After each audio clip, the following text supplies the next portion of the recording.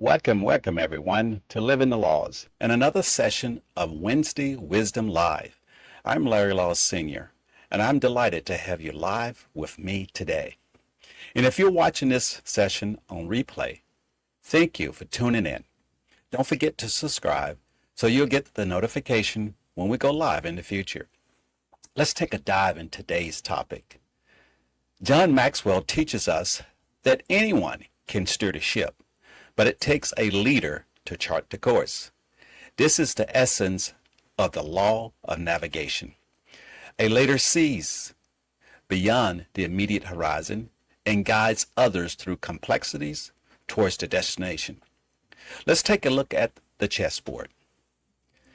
The bishop is a powerful yet often underestimated piece. Unlike the rook or queen, the bishop doesn't move in a straight line across ranks and files. Instead, it travels diagonally, gliding across long, unobstructed path. This unique movement embodies several lessons from leaders about navigating the future. First, the bishop sees the board differently. Where others look straight ahead, the bishop perceives angles, hidden lines, and unexpected paths. A true leader likewise sees opportunities and obstacles that aren't visible to those forced only to the obvious or immediate. Secondly, the bishop requires foresight and patience. Early in the game, bishops are often blocked by their own pawns. A skilled player plans moves, open lanes, anticipate how the bishop will influence the board several moves ahead. Leadership demands the same foresight, preparing daily for breakthroughs, and even to clear the path ahead that may be currently blocked. Third, the bishop controls distant territory. While it seems distant from the action, a bishop can expect pressure on crucial squares across the board. This parallels how leaders can somehow see ahead further than others. Second, the bishop requires foresight and patience. Early in the game, bishops are often blocked by other pawns. A skilled player plans moves to open those lanes, anticipating how the bishop will influence the board several moves later. Leadership demands the same foresight, preparing today for breakthroughs tomorrow, even if the paths seem blocked. Thirdly, the bishop controls distant territory. While it may seem distant from the action, a bishop can expect pressure on crucial squares across the board. This parallels how leaders don't just focus on what's happening right in front of them. They keep their eyes on distant threats and future possibilities, charting the course that consider long-range impact. Finally, the bishop's power grows when it works on harmony or in harmony with other pieces. It's most effectively when it's coordinated with rooks, queens, and knights, creating powerful combinations. Similarly, navigation and leadership is often a solo act. It involves aligning people and resources to maximize impact. John Maxwell spells out a plan that he developed as a young leader. The acronym is Plan Ahead. The P in Plan Ahead is to predetermine a course of action. This reminds me of a journey where navigation was very important. What a plan ahead, the predestination course was to drive from Germany to Turkey. The L is for lay out your goals.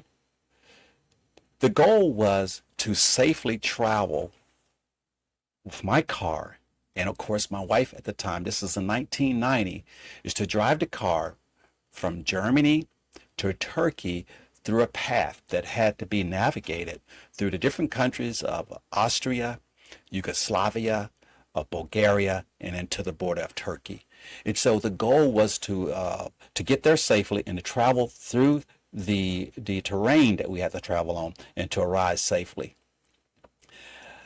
The A for plan ahead is to adjust your priorities. In reference to traveling, the priority was to take certain roads. And so the roads that was planned to travel, some of them had detours. And so as a leader, you have to be prepared that you have to detour and make decisions when it becomes allowed that was not initially planned. And also, and within the travel, you want to have meetings. And so adjusting your travel deals with alerting the individuals along your travel in reference to your plan of travel when you arrive to keep them notified. And that brings us to the end. The end is notify key personnel. In the notification of key personnel, being in the military at the time, we had to get clearance. Basically, I had to get authorization to be able to travel from one country to the next. Consulates had to be notified. Passports had to be approved. And also to travel and clearance from chain of command had to be notified that I was traveling through other countries as being an active duty soldier on leave. The A is for allow time for acceptance. As a leader, when you're laying out the plan to travel, you have to give your crew or your team an opportunity to accept the plan, whether agreeance or countering the plan or even putting their input. You want to ensure that your entire team have the opportunity to accept that and agree to your plan, or at least the plan that you're laid forward. And H is to plan ahead. Well, during this time in 1990s, this was before the cell phone, before having a navigation device in your hand. So the plan ahead was actually to alert AAA that we're traveling through these different countries. And so AAA actually provided a package with maps and inserts to travel from Frankfurt, Germany, all the way to Izmir, Turkey. So that is the plan ahead, and also to head. The next is to head into action. So you actually have to pack the car and leave. And E is for expect problems. This is expectation. So as leaders, even though you have a plan of action, you have planned for the trip, but of course you have to expect. You have to expect there's going to be detours. You have to expect a change of weather. You have to be prepared for the weather. Driving through Germany in January, we have to expect that maybe there would be snow. And so snow chains, triangles are the reflectors, emergency lights, emergency numbers, and things of that sort. You also expect when you're traveling through different countries that you are prepared for the currency that you may be traveling. During that time, of course, we had dollars, but leaving Germany, we had the Deutschmarks, but we also took British pounds and Turkish lira, so that we will have the currency as we're traveling through to ensure no matter what country we're in, we was prepared to have the currency available and not depend on someone to convert that for us. A is always point to success. As a leader, believe me, you're going to have enough of your adversaries or even members of your team or command that will find your faults. They will find where you made a wrong turn or you're on the wrong road. So as a leader, you need to point towards your success and take those success and be so proud of your success and take ownership of those so that you will be positively charged to move forward and not let the negativity of those failures cause you to get off course. And D is daily review your planning. And so traveling across different countries across Europe, daily we had to basically take a look at where we had traveled, take a break, reorientate, actually look back at your map to ensure that you're still on track and that you're headed in the right direction towards your destination. Again, that's plan ahead And those are some of the steps as a leader that we should use. So when we talk about law and navigation, remember the bishop.